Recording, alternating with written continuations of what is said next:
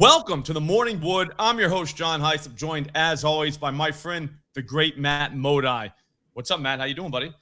I'm good. I'm good. Getting over a little bit of a sickness, but I'm on the road to recovery. I'm feeling good today. I'm also feeling good because I didn't get a single home run to cash on either Saturday or Sunday. So, as the kids would say, I've never been more due.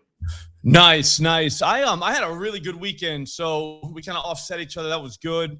The hits, runs, RBIs market is just too easy at this point. But we'll get to that in a minute. Let's talk about what happened last time we were hanging out on Thursday on this show on the Morning Wood. I'll let you go first because you had the only green on the screen. What's up? What happened there? Yeah, what happened was Doyle Rules hit a home run. I think it's because I made that joke. Oh, Doyle Rules was the reason why he hit a home run. If I didn't quote Billy Madison, he wouldn't have hit one. The Logan O'Hoppe one, I just got PTSD seeing his name because I think the Angels hit, if my math checks out, 500 home runs in that game.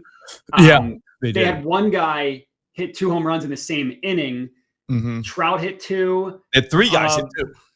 3 guys, and what all I'm trying to say here, not a single one of them was Logan O'Hoppe. So that one really hurt. And then Devers, I think he probably hit a bunch of nukes that didn't leave the stadium because that's what he's been doing recently. But the beauty of home runs is you get one of them and you're making money. Yeah, no, that kind of helped us because I had Matt Wallner over 1.5 hits plus runs plus RBIs. That was even money. That did not cash. I think it's the last one that didn't cash, though, for me. And then Jackson Chourio. I mean, I don't know. Yeah, it's tough with that kid because I didn't take him Saturday night when I needed him. I needed it. Saturday night, we're out at Three Amigos, drinking Coronas, eating Mexican food, and that's when you want your home run. So guess what? I took Corbin Carroll that night. Guess who homers?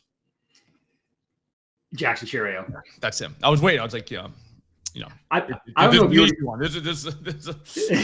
Well, I was if you were like asking me or you were going to answer your own question, but that probably double hurt because didn't Carroll hit one like 400 feet in that game too? Yeah, Carroll hit.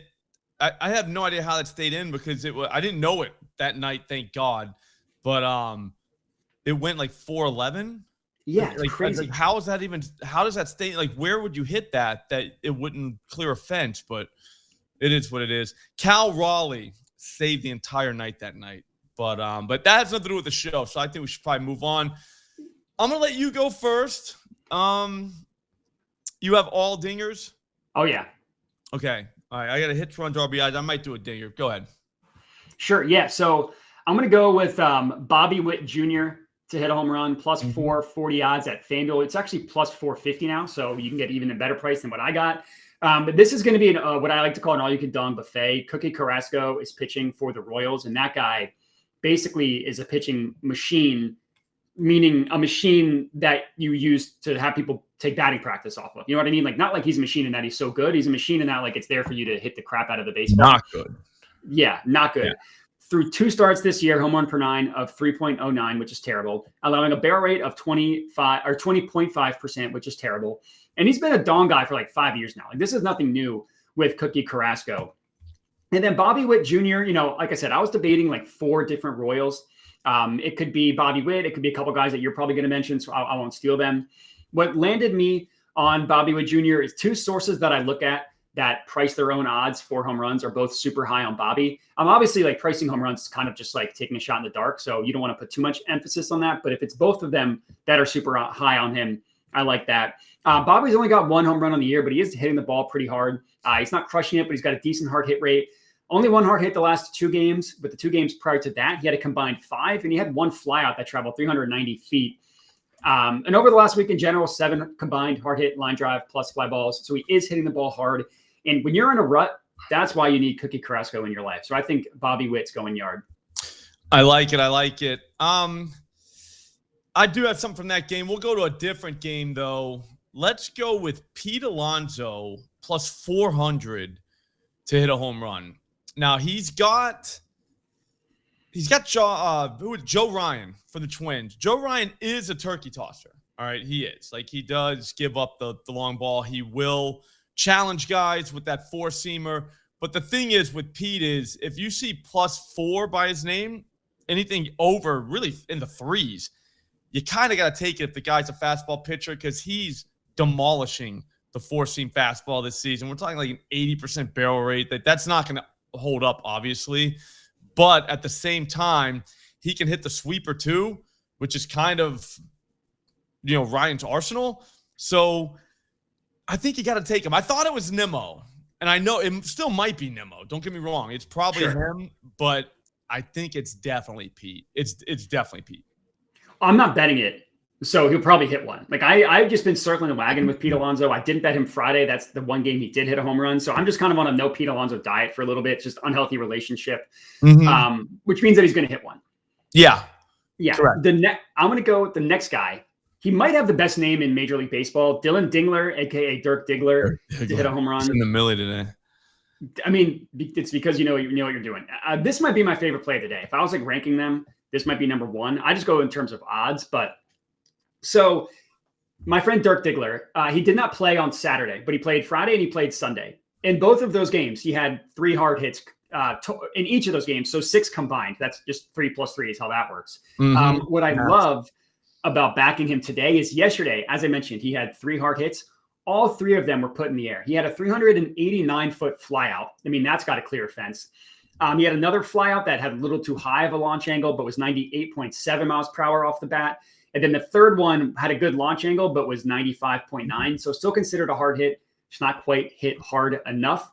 And then Friday, as I mentioned, additional 3 hard hits. Had the hardest hit of the game on Friday, 110 miles per hour off the bat.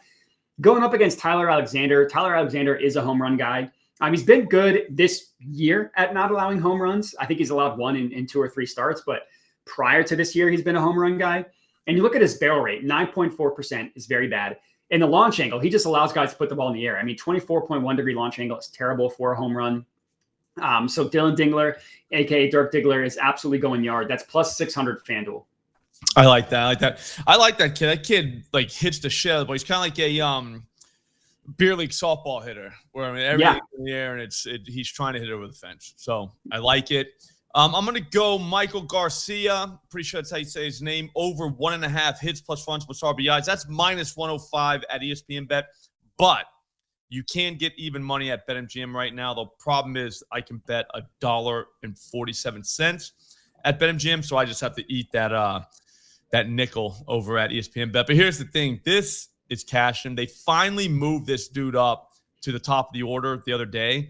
So not only is he smashing the ball, like literally go through his exit velocity logs. He's got 16 100-mile-per-hour exit velocity hits this season. 16. That's second on that team. And like you said, he's destroying the ball. We were talking about pre-show. Everything's a line drive, though. So it's tough to take him for a home run, even though he can hit it over the fence. It's like I said, it's a line drive. But that's going to put him in front of Bobby Witt and then Pasquatch behind him and then Salvador Perez behind him. Salvador Perez is also in the millie. So we got options here. If this guy just gets on base, he's cashing this. That's all he's going to do. He's getting a hit, obviously. But like I said, once he gets on base, they're going to knock him in. He could hit it over the fence himself. So we got outs here. That's all I'm saying. And minus 105, way too low. This should be like minus 160, in my opinion. You're up. I was going to say minus 200, but I think you're even being generous with minus 160. Yeah, I spent a lot of time debating to take him for a home run. But like you said, he's got to get that ball in the air a little bit more. The second he does, he's going to be a home run machine.